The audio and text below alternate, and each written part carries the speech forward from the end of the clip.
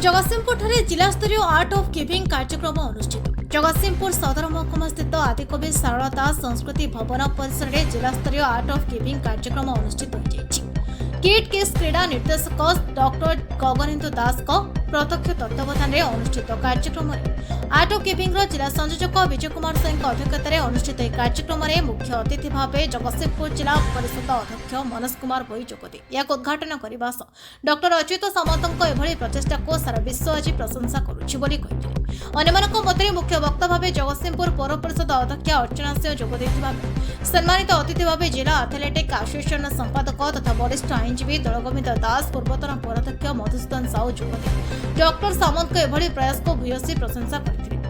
सारा पृथ्वी में एभली कार्यक्रम चलुथिबार चलित वर्ष उत्तम पड़ोशी विषय को कार्यक्रम को अतिथि माने भूयसी प्रशंसा करथिले।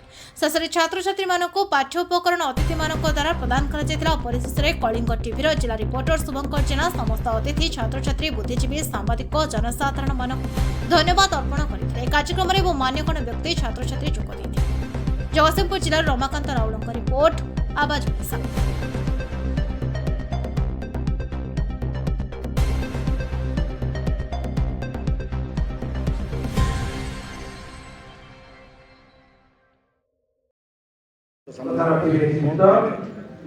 आज आर्ट ऑफ गिविंग जो प्रयास उभय जिला और पंचायत क्षेत्र में आज कार्यक्रम करा यार मुख्य उद्देश्य है भाईचारा सृष्टि करवा समाज में पड़ोशी सहित सुसंपर्क स्थापन करवा देश मध्य संपर्क को निबिड़ करवा।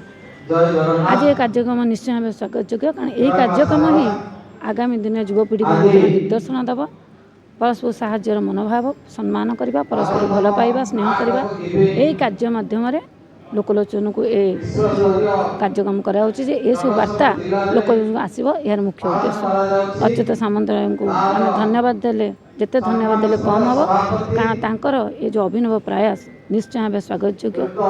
आम समस्त कृतज्ञता धन्यवाद देवु से तांकर ये अवदान समाज प्रति निश्चय भाव प्रशंसनीय। आज जो भाई परिस्थिति सृष्टि होती विश्व में भयंकर परिस्थिति से क्षेत्र में ये कार्यक्रम निश्चय भाव में भल कार्यक्रम बोली आम निश्चय विवेचना करा एक महत्व कार्य ए कार्यटी समाज प्रति। जिला संयोजक आर्ट ऑफ गिविंग आज जगतसिंहपुर जिले में जिला स्तरीय द्वादश अंतर्जातीय आर्ट ऑफ गिविंग दिवस महासमारोह पालित होती। यह छड़ा आज ओडिशार 30 जिला 314 ब्लॉक भारत वर्षर 30 देश राज्य एवं समस्त शहर समेत पृथ्वीर 170 देश में आज अंतर्जातीय आर्ट ऑफ गिविंग दिवस महासमारोह पालन होछि। ए वर्ष रखा निबर गुड उत्तम पड़ोशी यही उत्तम पड़ोशी रखा यार प्रतिष्ठाता होती किट के स्कीम्स प्राण प्रतिष्ठाता विशिष्ट शिक्षाविद विशिष्ट समाजसेवी प्रोफेसर अच्युत सामंत ये जो युगोपयोगी समय उपयोगी विषय वस्तु रखिंट उत्तम पड़ोशी से उत्तम पड़ोशी सेवा द्वारा समाज में भाईचारा सृष्टि हम एवं उत्तम पड़ोशी राष्ट्र यदि प्रत्येक राष्ट्र उत्तम पड़ोशी राष्ट्र हो पारे राष्ट्र राष्ट्र मध्य सुसंपर्क स्थापन हम राष्ट्र राष्ट्र मध्य भाईचारा सृष्टि हम एवं समग्र विश्व में भाईचारा सृष्टि होगा सहित समग्र विश्व शांति प्रतिष्ठा हो। आसतु आज यही अच्युत सामंत अभिनव महान प्रयास जो विश्व भातृत्व सृष्टि हम से समस्त आम सामिल हो सफल कर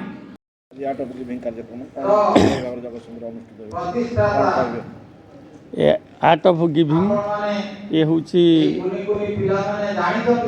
प्रोफेसर अच्युत सामंत उद्यम आरंभ होता 12 वर्ष है।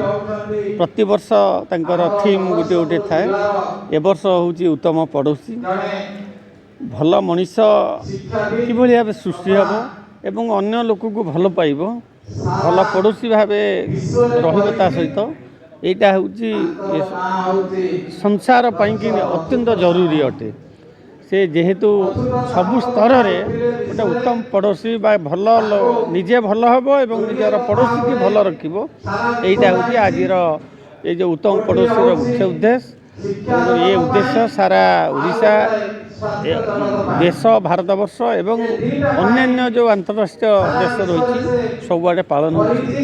ନିଶ୍ଚିତ ଭାବେ ଇଏ ହେଉଛି ଅଚ୍ୟୁତ ସାମନ୍ତଙ୍କର ଗୋଟେ ଭଲ ପ୍ରୟାସ। ଆମେ ତାଙ୍କୁ ଅଶେଷ ଧନ୍ୟବାଦ ଦେଉଛୁ। ସେ ତାଙ୍କର ଏ କାର୍ଯ୍ୟକ୍ରମ ଏଇଭଳି ଜାରି ରଖନ୍ତୁ, ସମାଜ ପ୍ରତି ତାଙ୍କର ଦାନ ରହୁ।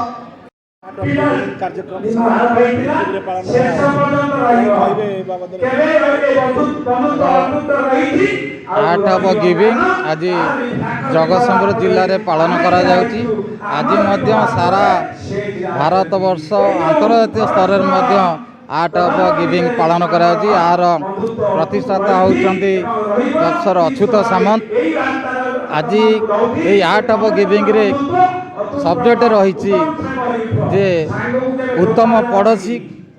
ତେଣୁ ଆମେ କିଭଳି ଭାବରେ ଆମର ଯେଉଁ ଯୁବପିଢ଼ି ରହିଲେ ତାଙ୍କୁ କିଭଳି ଭାବରେ ଆମର ପଡ଼ୋଶୀରେ ରହିବେ, ଭଲ ସୁସମ୍ପର୍କ ରଖିପାରିବେ, ପରିବାର ଭିତରେ ପରିବାରକୁ ସାହାଯ୍ୟ କରିପାରିବେ ଏବଂ ପାଖ ପଡ଼ୋଶୀର ଲୋକମାନେ ଅସୁବିଧାରେ ରହିଲେ ତାଙ୍କୁ ସାହାଯ୍ୟ ସହାନୁଭୂତି କରିବେ। ଏହାର ହେଉଛି ଅର୍ଥ ଯେ ଏହି ଯେଉଁ କାର୍ଯ୍ୟକ୍ରମ ମାଧ୍ୟମରେ ଆମର ପ୍ରଫେସର ଅଚ୍ୟୁତ ସାମନ୍ତ ଏକ ବିଶ୍ୱକୁ ବାର୍ତ୍ତା ଦେବାକୁ ଚାହାନ୍ତି ଯେ ଆମେ ଯେତେବେଳେ ସମାଜରେ ଜନ୍ମ ନେଇଛୁ, ଆମ ଚତୁଃପାର୍ଶ୍ୱରେ ଯେଉଁମାନେ ଅଛନ୍ତି ସେ ହେଉଛନ୍ତି ଆମର ପଡ଼ୋଶୀ, ଆମର ବନ୍ଧୁ।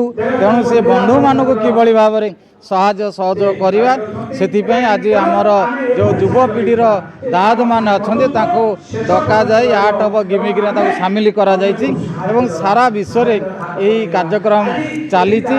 ଏଥିରେ ଯୁବପିଢ଼ିମାନଙ୍କୁ ବାର୍ତ୍ତା ରହିଛି ଯେ ପଡ଼ୋଶୀମାନଙ୍କୁ ସାହାଯ୍ୟ ସହଯୋଗ କରିବା ଏବଂ ଭଲ ବନ୍ଧୁତ୍ୱ ସ୍ଥାପନ କରିବା ଏବଂ ତାଙ୍କର ମୂଳ ଲକ୍ଷ୍ୟ ରହିଛି ଯେ ଆମେ ଭଲ ପାଠ ପଢ଼ିବା, ଭଲ ଶିକ୍ଷିତ ହେବା ଏବଂ ଭଲରେ ବସବାସ କରିବା ପାଇଁ ହେଲେ ଆମର ଚତୁଃପାର୍ଶ୍ୱରେ ଯେଉଁମାନେ ରହିଲେ ଆମର ପଡ଼ୋଶୀମାନେ ତାଙ୍କୁ ମଧ୍ୟ ସାହାଯ୍ୟ ସହାନୁଭୂତି କରିବେ।